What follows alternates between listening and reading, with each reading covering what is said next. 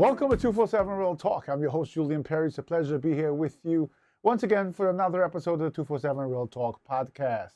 I hope you had a great week since we last spoke. And this is Wednesday, December 4th. I look at the clock behind my camera there. It's about 10:06 p.m. I am recording a bit late tonight because I took some time out to watch the annual lighting of the Rockefeller Christmas tree here in New York City, New York. And it was once again very spectacular and something that allowed us for a few hours to bring happiness and joy of the holiday season into our hearts when we are surrounded by a time and era that challenges us each and every day. So I'm going to just spend a short episode. I'm going to tell you a bit, update about me and my health as usual. I'm going to go into a few topics that are still surrounding the election that just was completed, and I'll call it an episode. So until then, just sit back, relax, and I'll be right back.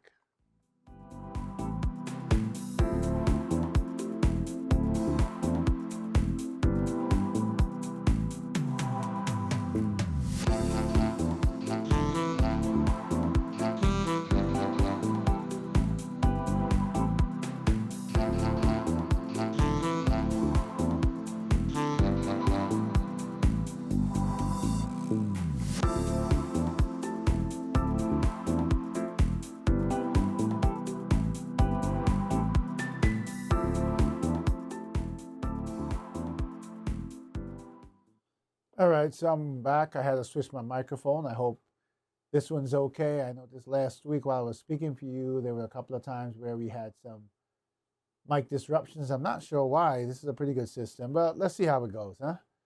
So here I am for another week, live and in the flesh, and still going through challenges. I can tell you that I had my most recent PT session yesterday. It was intense. It was grueling.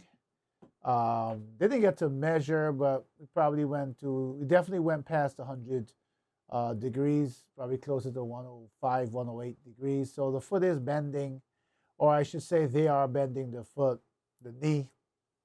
I find that when I use my pain meds right half an hour before the PT, I'm able to push myself harder. I was able to ride the bike again, and the recumbent bike, I was able to ride closer to the front, which means that the rotation as I pedal is much closer, which bends the knee more. This is a painful process, okay? The surgery, I tell people that the first set of real pain I felt was the night after the surgery, or that evening when the anesthesia from the surgery wore off. And, there's also an injection they give you in your back, similar, I guess, to an epidural, but it's something a little different.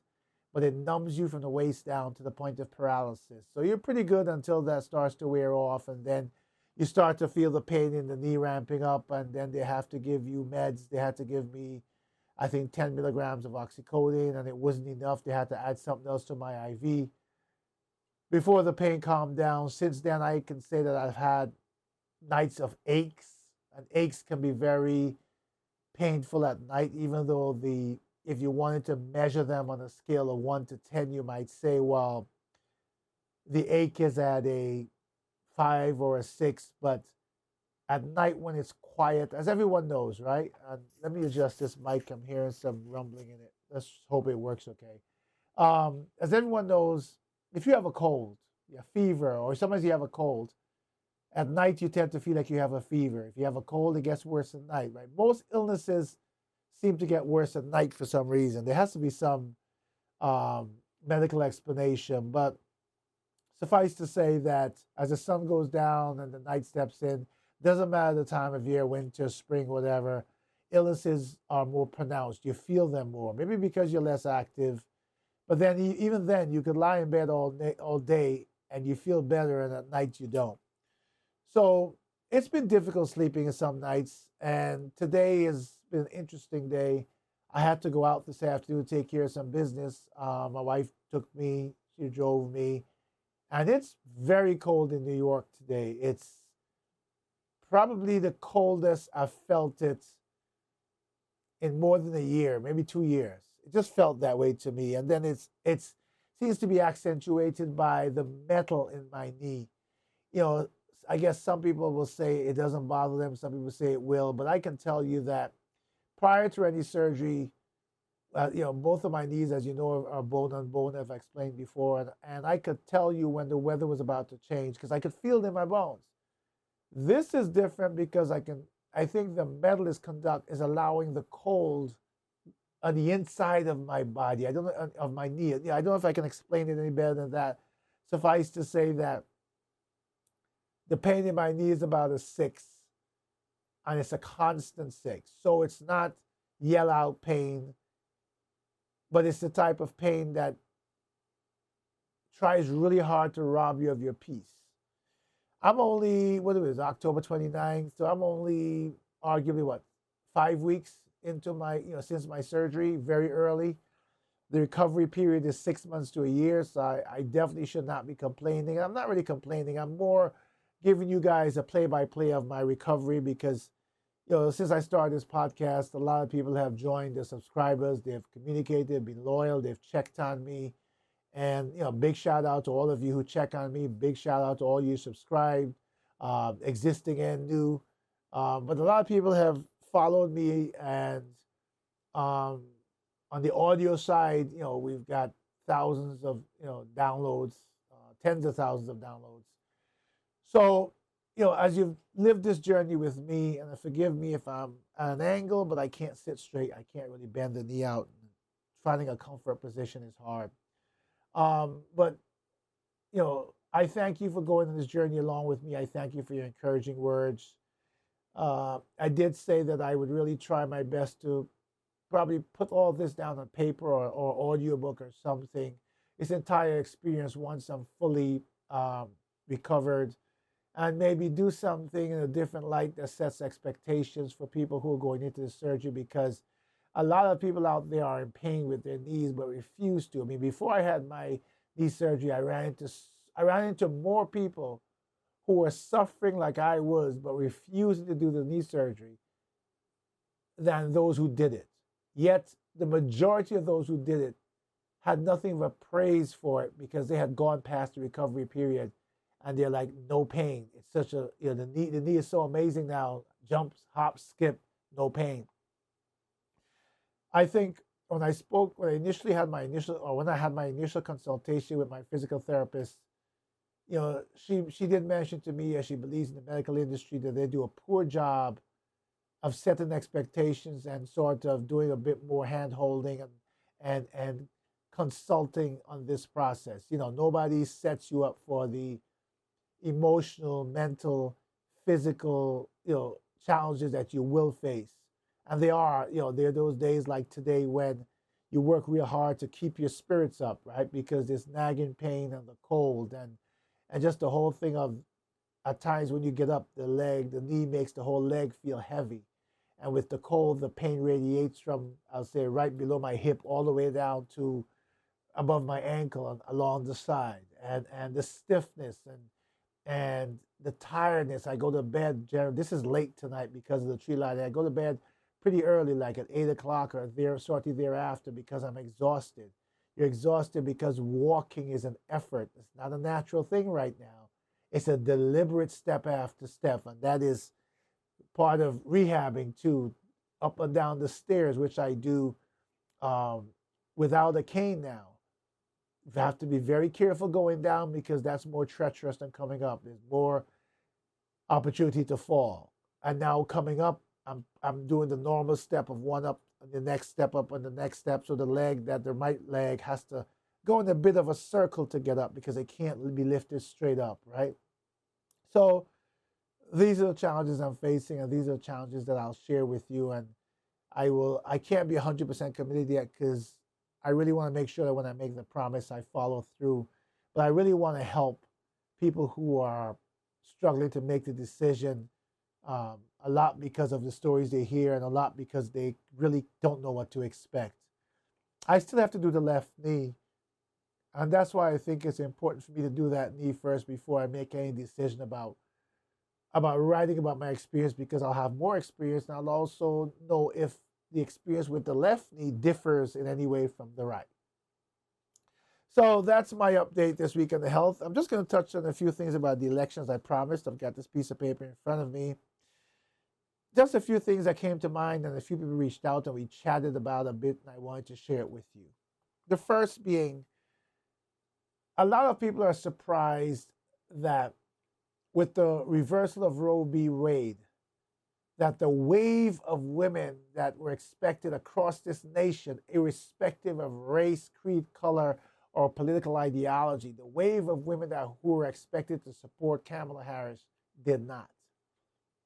People have been breaking that down into different opinions. One has been that our opinion of women and their role in the relationship differs far from what we believe to be the wave of independence in women that has taken over our society as we expect it to be in modern day. Two has been that despite the choice, the freedom of choice being higher on their list, there were things that were higher. And one can only speculate when you look at the category, if you were able to pull all of these women who did not vote for Kamala Harris, and you're able to break them onto category, how many of them found that race superseded, gender superseded, political ideology superseded?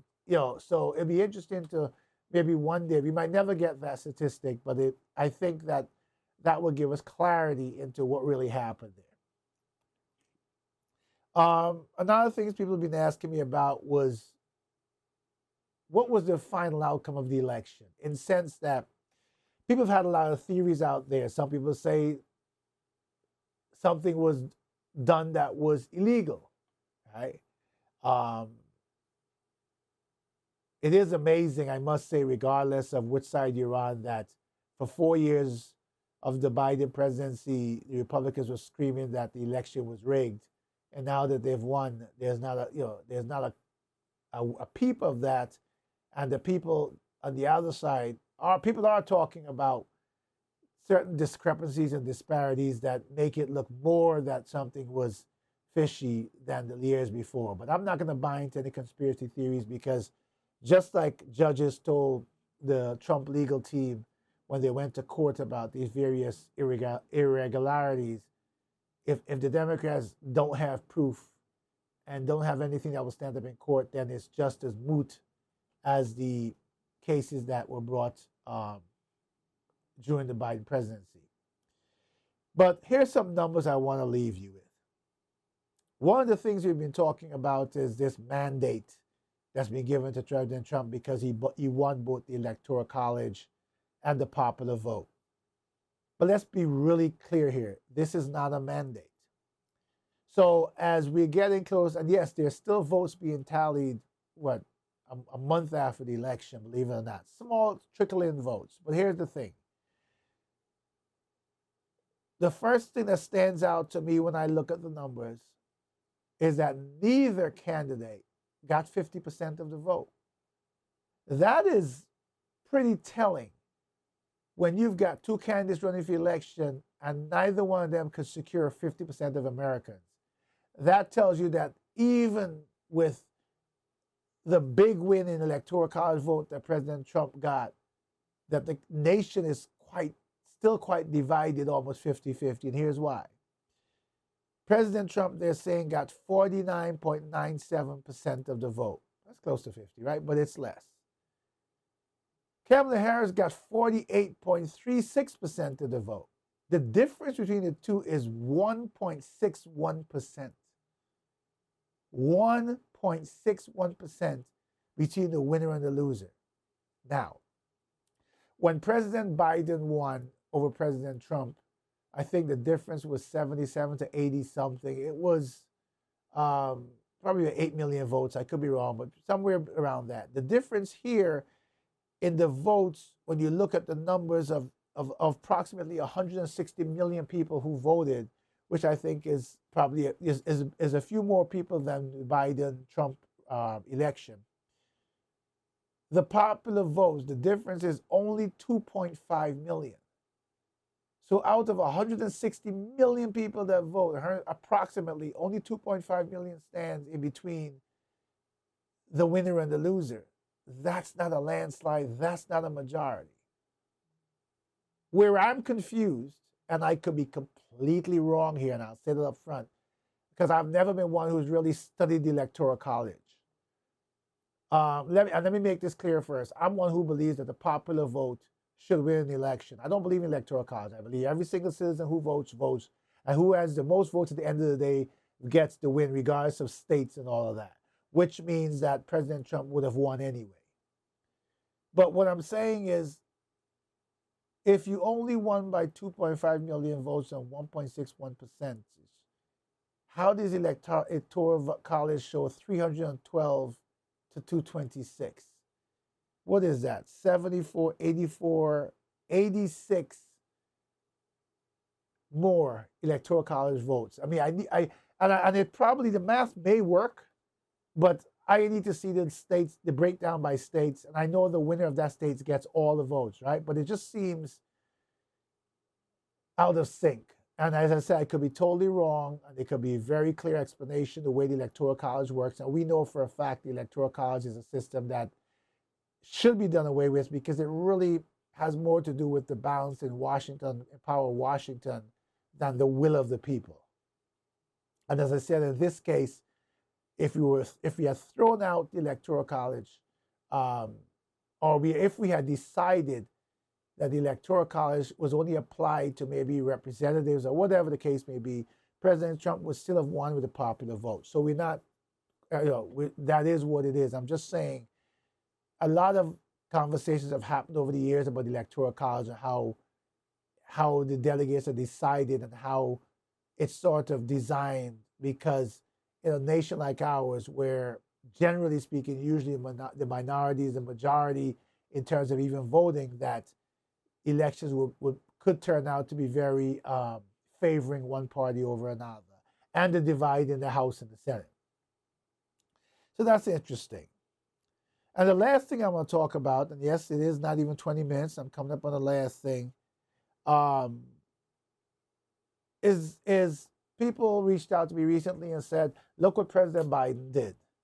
He said that he would not pardon his son. And here he is pardoning his son.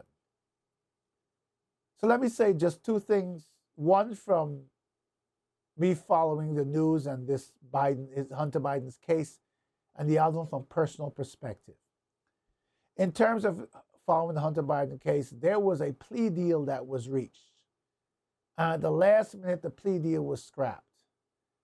And I cannot rule out, and I don't think anyone in this nation can rule out, that there was a certain amount, because of the hate and anger that seems to exist even in our political realm, one cannot rule out that there was political interference that caused the collapse of that deal. All right, let's put that aside. President Clinton, I think, pardoned his brother, if I remember correctly. If I'm president, if I've done 2 terms, if my son has been convicted of a crime, my personal feeling is, if it was a crime of murder, if it was a violent crime against another human being, I honestly can't tell you that I would pardon him, because I've got this personal thing about life and the value of life. But for the crimes Hunter Biden had, tax crimes and possessing a firearm while he was on parole, he didn't shoot or kill anyone, I'm gonna pardon him. I'm gonna, especially in such a day and age when people are so vile. When we came through a time where this past Thanksgiving, there were empty chairs at family gatherings that for decades were filled with family. And they were empty now, not because of death, not because of inconvenience or inability to attend. They were empty because people chose one political candidate over another.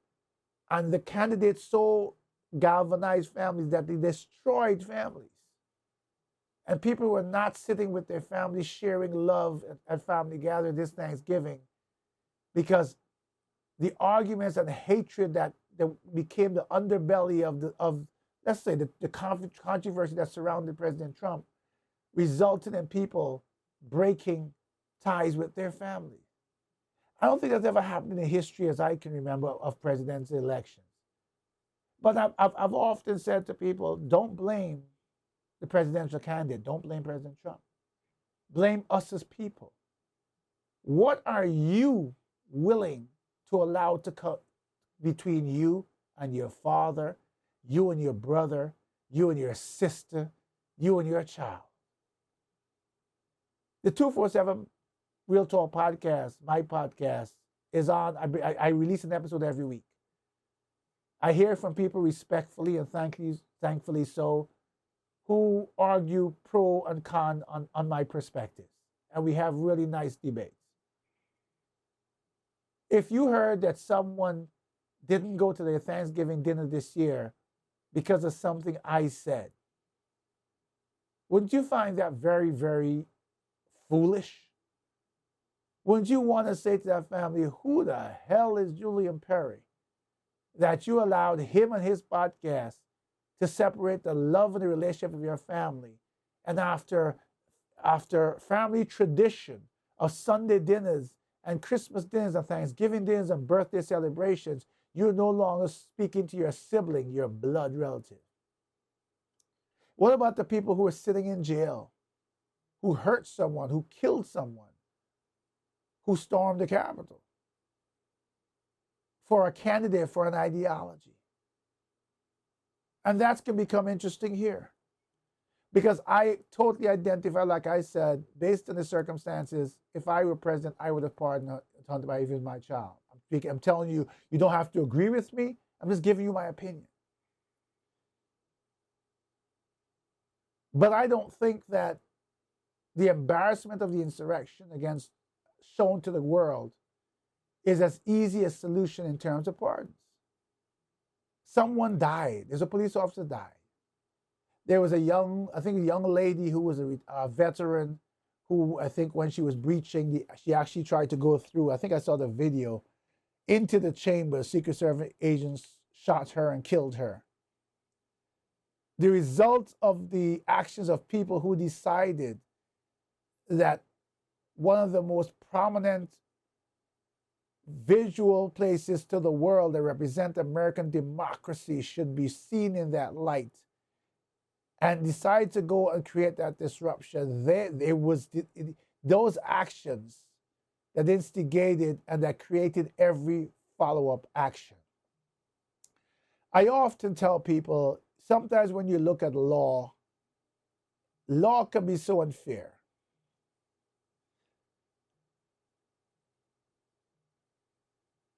I remember the Trayvon Martin case. George Zimmerman, Trayvon Martin, I'm sure you can remember that.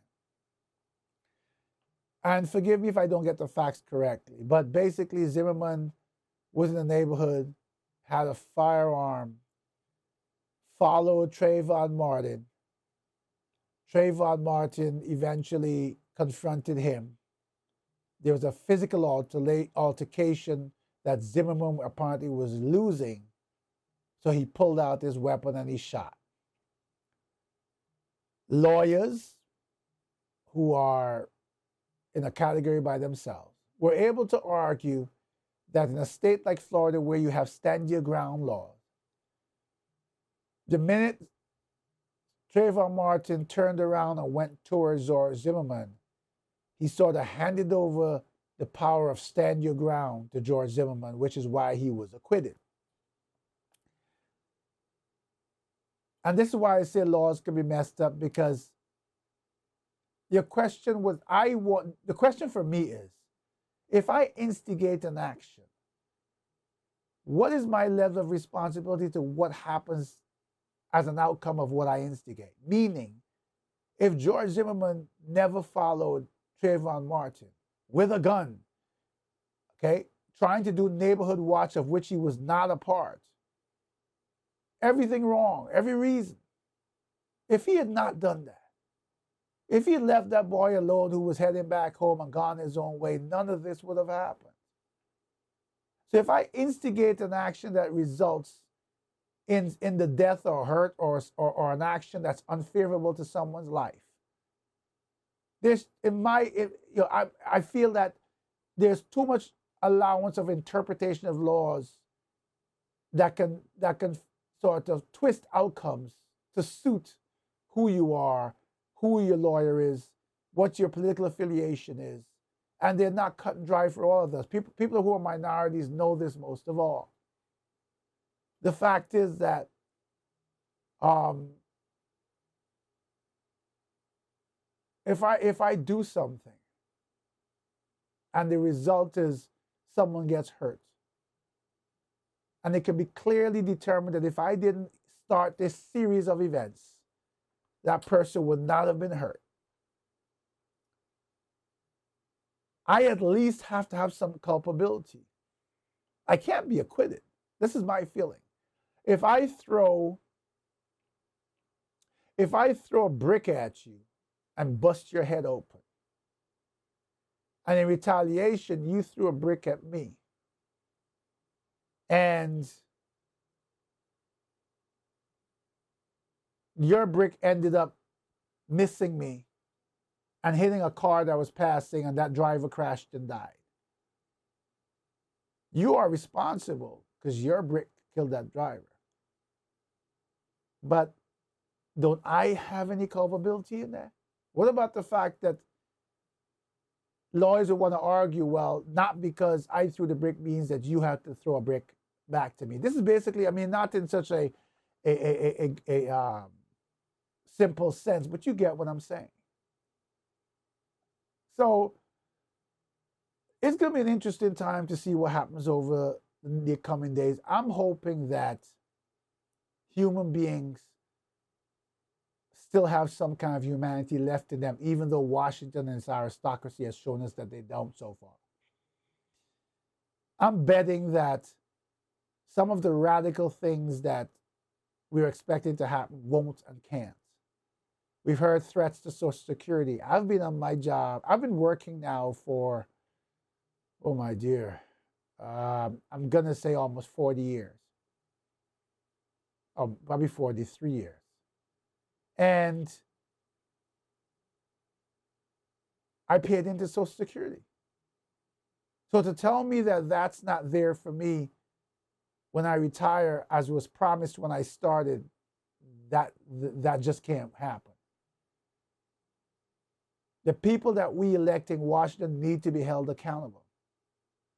I don't know how many times I can sit in front of this camera and beg people to stop being puppets, to recognize how we're being manipulated, to understand that many people who sit on the opposite sides of the aisles in Washington are actually good friends, to understand how they bargain with our lives to maintain their wealth and power, to understand that if we stand together, we cannot be driven apart. But we let things like race, creed, color, sexual orientation, gender determine our kindness and humanity to each other. What's amazing is, and I've said this before, if you go to a funeral parlor and that funeral parlor serves a diverse neighborhood, and in the freezers and scheduled to be buried that day is a minority, let's make it more grand, an African American, a black man, a Hispanic woman, a white man, let's just use those three, and a white woman, and a black woman, let's use those five. If you knew none of them, and you walked into each parlor at the funeral home, each room, each we call them parlors, and you looked at the person lying in the coffin, other than the things I've pointed out to you where you could obviously identify race, color, ethnicity, gender, what's the difference? They have nothing. They're silent. Their voices have left this world forever. Whatever wealth they had, whether they were rich or poor, people tend to, even the poorest person, family members will sub together and buy them a nice suit to be buried in. So Clothing won't tell you the difference. That's the one time you recognize that all that I'm saying to you, all the world's been saying to you, and all of those of us who have been screaming, many podcasts, many activists out there, to stand together, to put aside the differences, to treat each other as human beings, and to stand as one and make life better for all of us. All of a sudden, that is such a clear picture. Because those 5 people lying in those coffins are about to either go into the ground or be cremated. Either way, they're no longer of this world. Their voices don't matter. Their money and their belongings don't matter. The only thing that we can see there is that we are just like them. And one day, we will be them. I keep pleading to everyone who listens to me to say, share, to subscribe, to get involved. And I'm going to continue to plead with you. I have a few followers who are really devout activists and have been trying to push the same message forward, probably better than I am, or had more success than I have. But I'm hoping one night, or when I'm recording this episode, I usually record in the evening and night, my voice will be guided by my Almighty, by my Creator, and something I will say will resonate so powerfully with you and with the world that it will actually be one catalyst for change. We have got to stop the hatred. We have got to value each other's lives, irrespective of our differences. We have got to unite and say we want a better life, country, and world for each other. I want to see your child do well, and you want to see mine do well. I want to lift you up when you're struggling. You want to lift me up when I'm struggling. I want to give you opportunities when I can be a giver of opportunities, and you want to reciprocate when you can for me. And together we all want to rise. The day will come of judgment when the excuses will have no weight, no value. My child, why did you not do as I created you to do and be who I created you to be? These are some of the questions I can imagine our judge and jury or our creator will ask us. The excuse at that point, well, I was too busy, won't matter. The excuse that I was afraid won't matter, because we never have to be afraid when we remember who we are and whose we are. And when we do things in a dignified, respectful manner, we offend no one. Hopefully our voice actually unites us. Please think about it. Over this holiday season that represents love, or on Christmas Day, where regardless of what you believe, Christmas Day is about the birth of Christ. No matter what you believe, the world unites to celebrate Christmas, and it's about the birth of Christ. Let us use this season to recognize how similar we are and how much better life will be sharing love rather than hatred, sharing kindness rather than anger, valuing each other as we value ourselves, and lifting each other up. Always a pleasure to speak with you.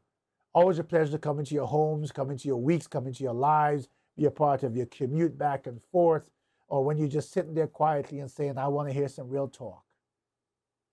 My sincere thanks again to all my subscribers. My pleas to you to continue to help this podcast to grow by sharing and subscribing. Understand that when I say subscribe, this podcast is not monetized, so there's no value of monetization to me. I purposely have